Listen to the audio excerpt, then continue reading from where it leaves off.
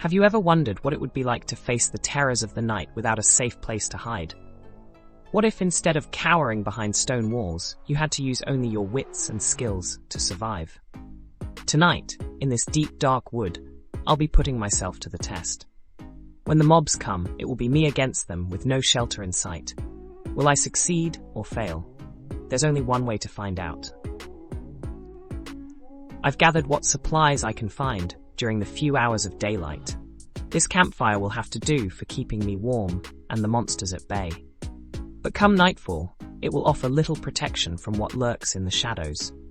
The sun is setting now, and I can feel a chill of anticipation mixed with fear running down my spine. It's time to face the night and see if I'm prepared for what terrors will come. The moon has risen fully now, bathing the forest in an eerie glow. At first all seems still, but I know it's only a matter of time. Then I hear it, a low moan in the distance. They're coming. Gripping my sword tightly, I stare out into the murky darkness and wait. There, I see movement at the edge of the campfire's light. Two glowing eyes peer out, hesitating as if sizing me up. Is it ready to attack? I stand my ground, unwilling to show any sign of fear. We remain in a tense standoff for what feels like an eternity, eye to eye, will against will. Then with a grunt, it turns and fades back into the night. I've survived the first encounter, but many more are coming. The real test has just begun. I sit by the dying campfire, sword across my lap, peering into the encroaching gloom. The moon is lower in the sky now, its pale light barely penetrating the dense foliage overhead. Something rustles in the undergrowth, a shadow dancing at the edge of vision.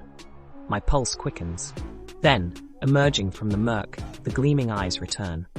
2, 4, 6. A dozen pairs stare unblinking from the blackness.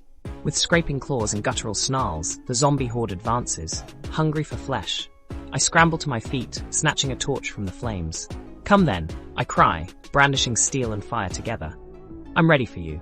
The first shambles into the light, rotting arms outstretched. Our final confrontation begins.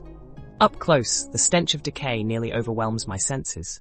But I stand firm, keeping the blazing torch between us as it swipes clumsily. With a well-placed slash, I sever a grasping arm. It stumbles with an inhuman wail. Behind it, the others emerge from the trees like specters. 20, 30, more than I can count. I spin in place, presenting a 360-degree barrier of fire. But I know I can't hold out forever.